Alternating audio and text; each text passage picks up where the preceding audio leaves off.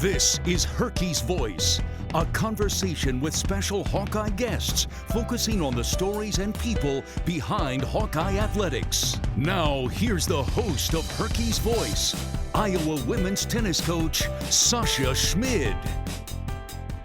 Hello, friends, and welcome to HERkys Voice. In early 2022, the University of Iowa commissioned a project to begin the production of filming a documentary about Dr. Christine H.B. Grant's life and legacy. The University of Iowa Athletic Department partnered with Trilex, a company out of Des Moines, to begin this process. And we are so excited to share with you that this documentary, titled Unshakable Belief, is now complete and finished. Last week on Wednesday, we had the premiere showing in Carver Hawkeye Arena for our women student athletes and coaches and staff members and their families, and it was received with rave reviews.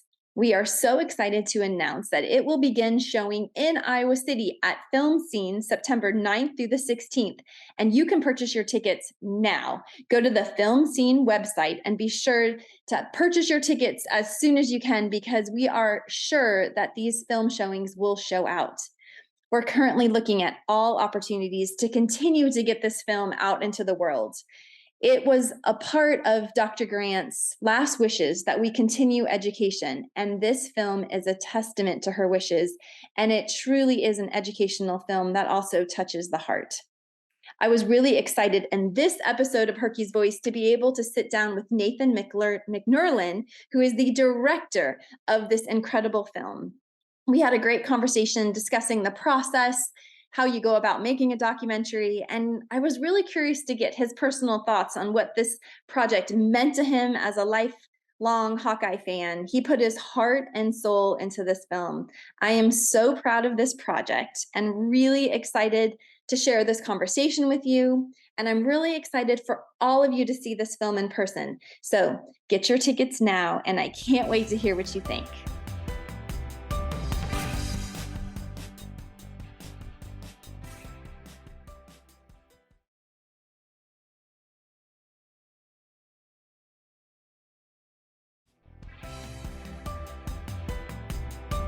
Welcome to HERkys Voice.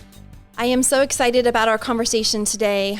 I am sitting with Nathan McNurlen, who is the director of Unshakable Belief, the Dr. Christine Grant story and documentary that he has worked on and brought to life with love and energy and positivity. And it is such a gift to the University of Iowa and our community. And I am thrilled to be able to sit down with him today and have a conversation about this project and learn more about all of his efforts to bring this project to light. Nathan, welcome to HERkys Voice. Thank you so much for having me. Well, I have been involved in this project, I think, since April, and it's something that's really, really close to my heart. And I've been able to get to know you in different filming sessions and interviews. And it's an incredible piece of art and storytelling that you have brought to life that I think will serve the University of Iowa and our community for years and years to come. I can't thank you enough for telling this story authentically and honestly and emotionally in a way that I think is going to capture the hearts and minds of the Hawkeye community. You very much humble me.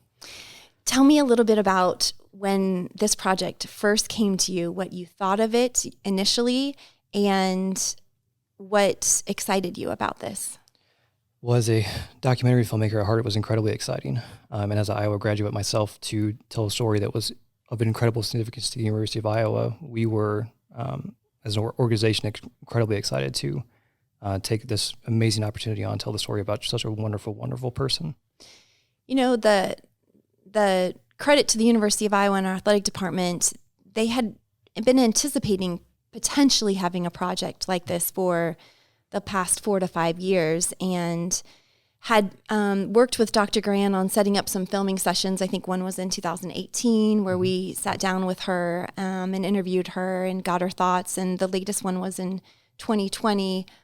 And so there was obviously a tremendous history associated with the University of Iowa and Dr. Christine Grant, but you also came into the project early on knowing that you had some pretty good material.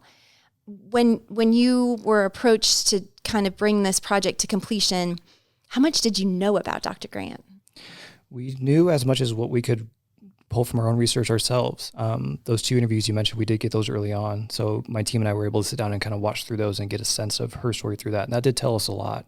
And then we also began to pull more, obviously, factual, statistical, historical, timeline information from this general research online, and with what Kelsey and the team at Iowa were providing us as we were kind of going. So yes, from that standpoint, it kind of like came to us in 2 parts. We had all the existing kind of no material elements of either already recorded things through either those 2 interviews, or the large collection of historical elements that you'll see in the film itself that we were able to receive to put into the film.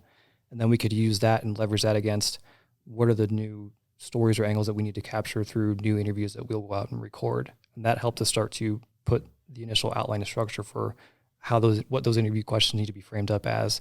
And then working very closely with the team at Iowa for who we needed to talk to tell the story. Because we as an organization, we're not nearly as close to this, obviously, as you yourself are, as you'll see in the film, and then people here at Iowa. So being able to collaborate so closely with the Iowa team to get the right people involved and the right people on camera was so important early on. And you're really like the perfect person as a director, and with Trilex, with all of the wonderful people that you work with in your company, because there's so many ties to Iowa, and you love the Hawkeyes. I do. Tell us a little bit about your connection early to Iowa and to filmmaking. So I grew up in Iowa, not Iowa City itself, but I went to the University of Iowa and graduated in 2012 with a degree in cinema, but grew up very close to it because my family had ties back here. My great-grandmother was a very passionate Iowa fan. Always went to every single football game, basketball game. Never missed one if she could miss it, if I recall. So it was really, really special to be able to have this opportunity to reflect on my time as a student here, the professional work that I've since done for the University of Iowa and other capacities, to tell a story like this that has so much importance, not just for Iowa, not just for athletics, but so far beyond, was just so wonderful. And you and I were talking before we started recording, and you were telling me that this is really your first documentary that you've directed and brought to life, but really documentaries were your first love and kind of what got you interested in film school. Yeah, that was definitely my focus when I went to school here, because I felt like it was a very achievable way that I could, make films on my own, or make them with limited team to tell very, very specific stories and bring different angles to it. And it's also very practical skill set in the current video production market, and that's really what we at Trilex do very well. I mean, so yes, in terms of a feature length approach, whereas this film has a near hour and a half runtime to accurately tell her story, we do a lot of projects that feel like this, but are maybe of a smaller scale for different companies and such. So to be able to apply those skill sets to something at this scale, again, at this level of importance for somebody so special, was just an incredible opportunity for us. And it's not the first time you've worked with the athletic department. You've done a lot of projects. I think it's interesting for like our Hawkeye community to even know. I'm sure they've seen a lot of the work that you've done and worked on in collaboration with the athletic department. Talk a little bit about the past projects leading up to this that you've been a part of. Yeah, I think the kind of the standout one was we were given the opportunity to produce a series of videos for all of athletics a handful of years ago that we titled This City.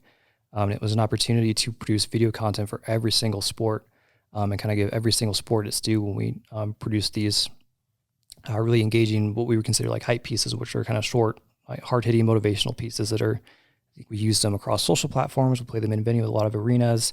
It was a really interesting challenge to try to make video content across all the sports, write scripts for all those pieces, and make spots that like gave each sport its own due, but felt like it was part of a consistent series. So it was really awesome way to get really ingrained in all of Iowa athletics. And I think it set us up well to do this project today by just having that good relationship with this team here.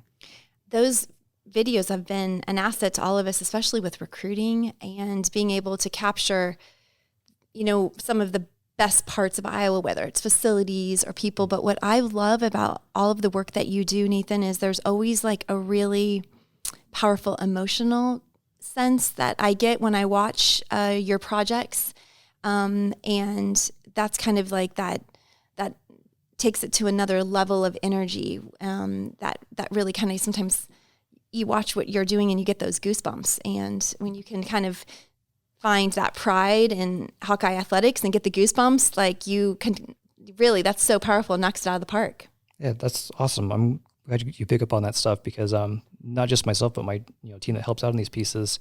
Like I said, a lot of our work professionally for Trilix is for documentary style brand pieces, plus a handful of other things, but say, in terms of focusing on that.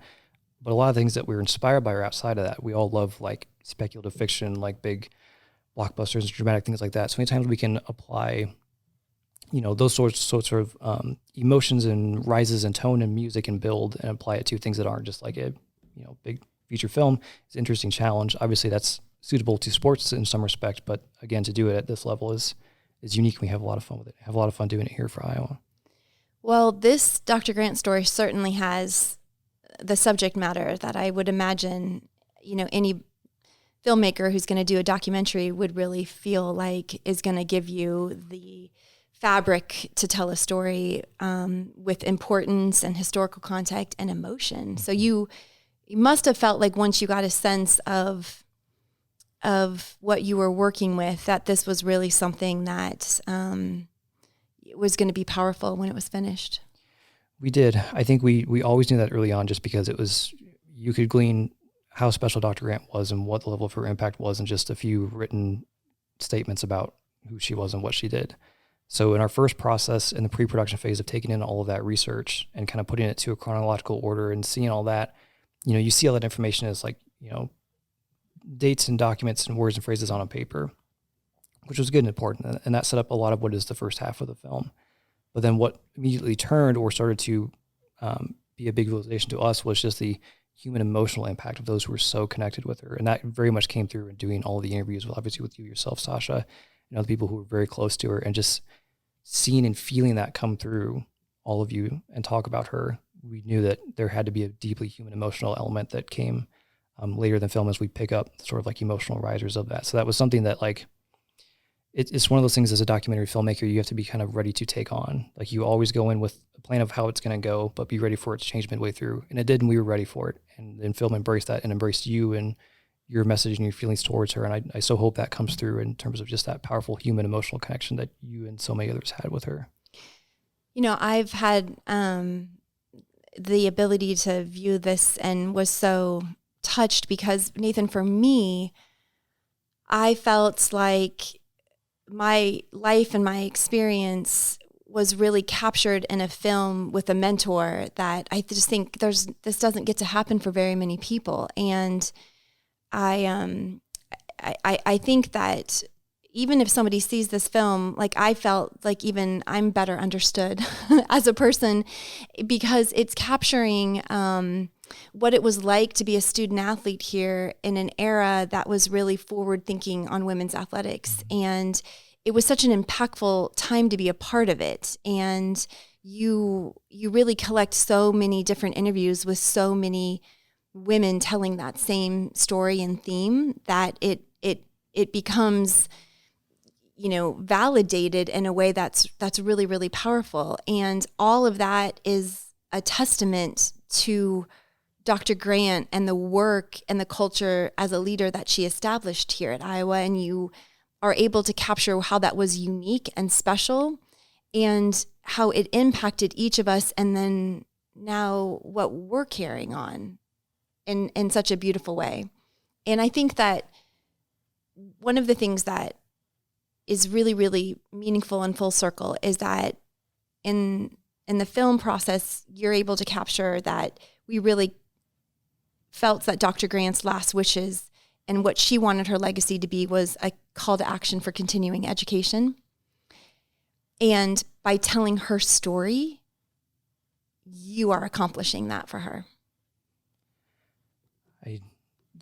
Again, it's very humbling for you to say that. And I feel like that's the work that we wanted to take on when we took on this film, is to just do our best to do that, especially as like, again, such third parties to her. I never met her myself. Nobody in our team had the opportunity to ever meet her herself. So it was doing the best we could to take in all of your stories, put them together in such a meaningful way that, yes, would carry her story further. I think just the opportunity to be able to just be a lens or a megaphone or a mouthpiece to do that is just something I could never have imagined. And I so hope that this film just carries her narrative beyond sports to where it needs to go to continue to act change in the world.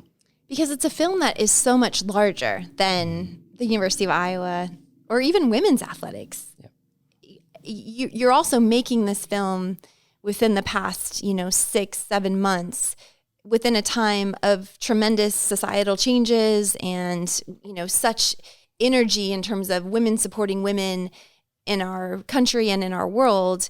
Really, all of those things collide at this moment to make this film during this time period. Yeah, absolutely. I remember at one point I interacted with you at one of the events, and we kind of looked at each other. It was like, there's no better time for the story than now. Yes. Yeah, 100%. That never left our team as we were working on this piece, that was very much at the forefront, especially as news and societal changes continue to unfold. We knew that this whatever part it could play, that this film is about putting that message forward. And, on a personal note, to be able to use my privilege as a white man to use my skills to uplift this message and put it out did not lose me or the team as we were putting it together.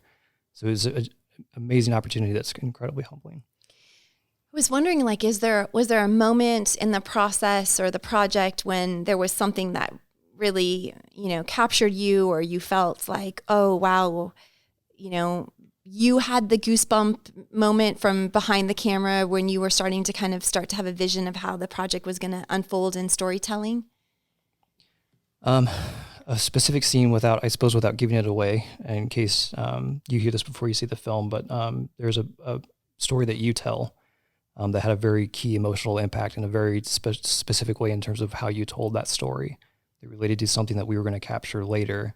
And as soon as you told that story, I didn't know where it was going to go in the film, but I knew how it was going to work in the film. And once we talked about that as a team, it was very clear where that needed to go as we started to put the whole picture together. That's the magical moments that can come out of documentary filmmaking, when you get to sit down and tell those stories, the rewrites that happen in your head as you're doing that, and then seeing those rewrites come to fruition in the edit is that never gets old. How many hours of interviews had you collected?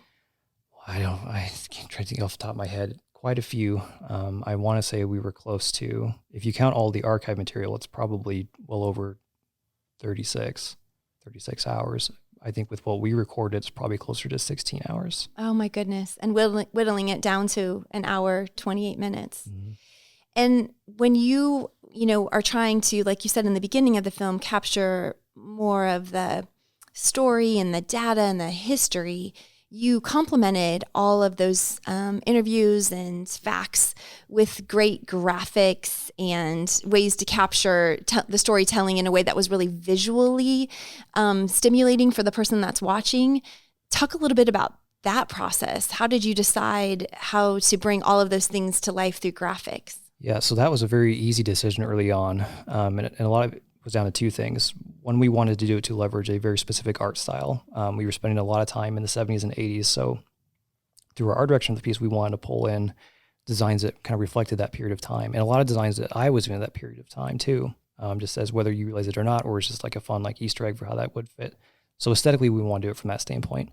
When we're looking at a lot of the scenes that talk about Title IX and the AIAW, we didn't necessarily have a lot of corresponding visuals to go with those things, but we needed to break down a lot of information. So we said, well, let's visualize that information.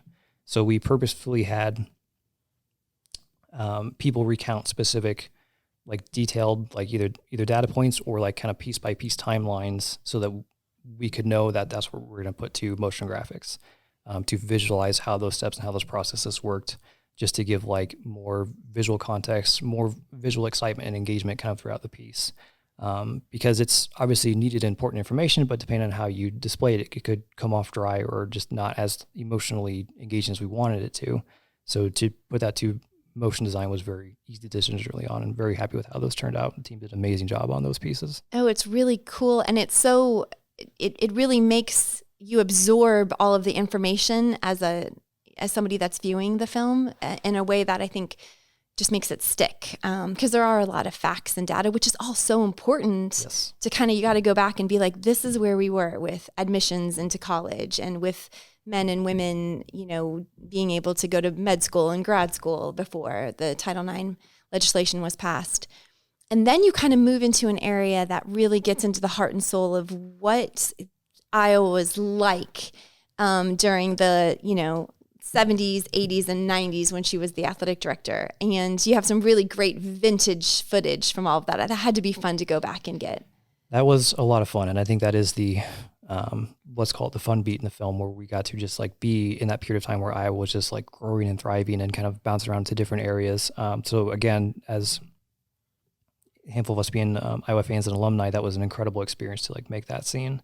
It was definitely, we knew that was going to be the one that more than others bounced around to different time periods. Obviously the modern interviews that we captured, and then all that great archival material that the university provided was just like so much fun to bounce around and like tell and try to paint that picture and tell that story of Iowa back then. And then you move and transition into a beautiful feature that really, I've never seen field hockey be brought to light in a way that you capture. And what a special thing to be able to make our Hawkeye community have that much more of a connection with the sport because of the lineage that it goes back to Dr. Grant, but be able to really give it, a platform that I think it's never really had when in the storytelling of this film. Why was that so important to you? So we knew from our research early on that field hockey would have some kind of lift or like extra mention to it, because obviously the field's named after her, and we could tell just from the interviews that we had and the research that we were doing that field hockey was very important to her. But I think it's when we sat down and interviewed Coach Slushie and Ellie and got to hear their stories and hear their deep connection with Dr. Grant and realize what field hockey meant and what field hockey means to university and how it's such a unique sport for where it is. It had to be its own character in and of itself. So that was, I think, definitely that, again, one of those changes that happened after the interviews. That's like, no, this needs to be more than even we thought. I think hopeful that turned out as a good piece to well represent field hockey and just how special that program is here.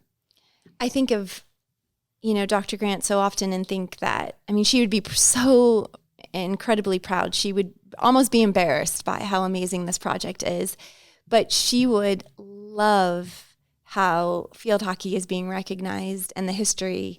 And we have one national championship for a team sport here at the University of Iowa, and it is in field hockey, and led by Judith Davison. And you get to speak with her and capture her on film, and she gets to talk about that. And sometimes I think, those are the things that our Hawkeye community doesn't always even realize that has happened here. And what a great way to kind of bring that to a larger platform so that can get kind of its due finally.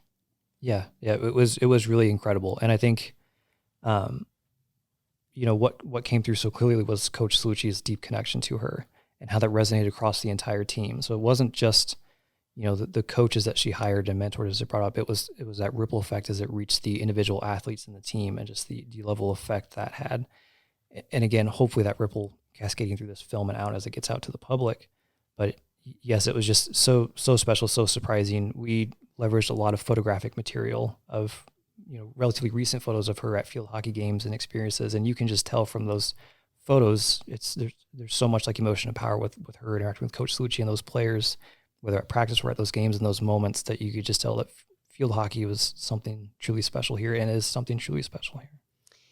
And I have always felt a responsibility to make sure that our current student athletes have an understanding of what came before them and their history, because it's unique and it's such an incredible source of pride. And I think that what your film does for us, Nathan, is it gives us, a film that will just do that naturally. I can speak to my team, and I've had these conversations. We had one the other day when I was speaking about how, you never know what type of forces in the universe bring us all together here in Iowa City, Iowa, to the University of Iowa, but they do. And we're lucky because by virtue of being here and being a women's student athlete and, being at the University of Iowa, whether you knew it or not when you came to Iowa, you are in the lineage of the Grant legacy. And that's special and that's powerful. And I believe there is a sense of responsibility in that. And those are the messages that I think that, Coach Bluter really talks to her team about. I know Lisa Salucci does. I definitely do. Larissa Libby does. We have great coaches that continually are speaking these messages to their teams. But this will be example A of being able to tell that story in a way that no other university can do in the United States with the women's athletics department. And I don't think that we've been able to give it the justice and articulated it in a way that your film does. And that is an invaluable sense of pride that I think will be felt for years and years and years to come. I think it'll take some time for that one to sink in for myself. Really just doing the best that we can as filmmakers to try to get that story out there. So again, thank you, incredibly humbled just to even be an inkling of a part of her experience to just get that story out there. I think to your point about like no other university doing this, Iowa is such a special place. I hope this reaches to places beyond Iowa, to other universities to see what she did and what Iowa is continuing to do because of her, and to be inspired by that and continue that legacy. I think we're on the cusp of moments in time where we can really go to the next level of creative, innovative thinking for women's athletics. And this is a great inspiration piece to keep moving forward. And let's dream big and see where we can go from here and be inspired by what came before us. And let's be inspired by her persistence to keep moving and really form even more galvanizing efforts and energies behind this type of a movement. I know you and I have talked about ultimately getting as many eyeballs as possible on this film. What are some of our plans and ideas for being able to get this out into the world? Yep. So plans are currently developing. So we're currently talking to Film Scene locally here in Iowa City. They're a local theater operation here, so we're hoping to do some screenings there. Otherwise, in terms of public distribution, we are going to get it out there in some form, but we kind of wanted to see what we can do about limited screenings to get people to see it on a big screen first and decide how we'll kind of get it out to the public. But it will be viewable in some form to the general public at some time in the near future. Yeah, we'll be releasing all of that definitely through Hawkeye Sports and through our HERkys website. And Film Scene has been really interested in being a platform. So stay tuned for all of that. As I get more information and dates, I'll definitely be spreading that information on HERkys Voice because I know we're going to have a lot of requests for that. And there's potential to even submit this for film festivals. And yes, I think pretty much whatever option is available you want to pursue, and I know Iowa wants to pursue. You said as many eyeballs as we can get on it. Yeah, what we're going to look for. So and try to your point about the film festivals. If we can get it into film festivals, that will be an opportunity to get it seen in key areas outside of the state too, if it's accepted into any. So we'll be looking at that for sure.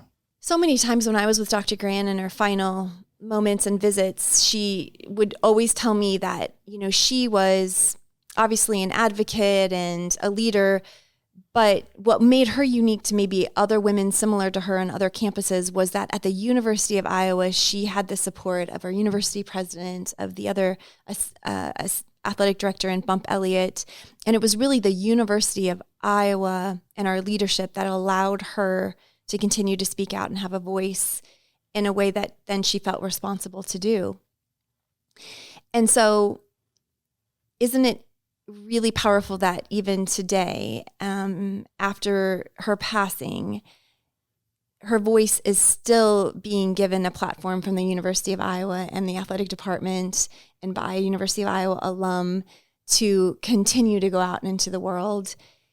And Nathan, it's almost as if now, in this moment, with this film, her message, her life, her legacy, her work has the potential to even be more powerful and more galvanizing in 2022 than potentially it could have even been in 1972, 50 years after she was our athletic director and the passage of Title IX.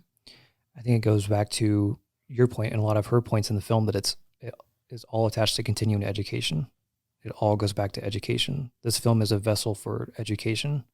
Like we keep saying, sports and beyond. So I think that's the lasting takeaway of what this film can and should represent is education on the work that has been done and inspiration for the work that needs to continue to be done. And I'm going to view this film with my two daughters, and they're 16 and 14. And I think that this will be a film that will really impact them.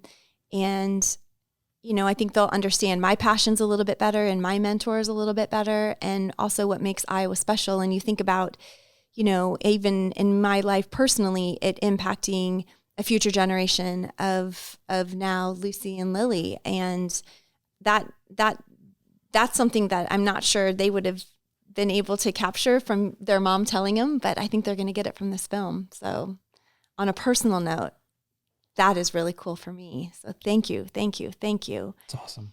What's next for you? Do you think you want to keep going down the path of filmmaking and documentaries? Absolutely. On a personal note, yes, this is something I've always wanted to do and want to continue to do it. And I think, again, for us as an organization, it's a huge step to do more projects like this for, who knows, the University of Iowa again, or other things like it. But making things of this nature that especially have such a deep human, emotional, and societal impact, it's so, again, fulfilling and humbling, inspiring, motivating to do something like this that can reach so many people and have such a meaningful impact. Will never get old. No, and it's just doing good. You're going to put it out there in the world. I know it was a lot of heart and soul and effort from you and your amazing team. I'm so grateful and thankful. It's been a wonderful partnership, and it's going to be one more pebble in water that will continue to make a great ripple effect. Dr. Grant, I know, would be so touched and so proud. And I can't stress enough how all of you are going to love this film, and can't encourage all of you enough to find an opportunity to view this. We'll be in touch with all of those opportunities as it goes out into the world, continue to make a difference and continue the great work, and how powerful one life well lived in the spirit of others and equity and making the world a place can continue to reverberate, and how special we are to be Hawks and how special we are at the University of Iowa. Absolutely. Nathan, thank you so much for everything. I've loved this conversation. Would love to continue to keep working on anything with you. You are an awesome, awesome gift. So everybody check out Unshakable Belief, the story of Dr. Christine Grant. And as always, go Hawks. This has been HERkys Voice. The mission of the HERkys program is to help our Hawkeye community learn, support, and engage with Iowa women's athletics. To learn more about the HERkys initiative, visit herkys.hawkeyesports.com. Hawkeye fans, remember to hit the subscribe button on your favorite podcast app. Once you become a Fight for Iowa podcast subscriber, you'll automatically receive the latest episodes of the Fight for Iowa podcast, the HERkys Voice podcast, Hawk Talk replays, exclusive game day content, and more. The preceding has been a Learfield presentation on the Hawkeye Sports Network.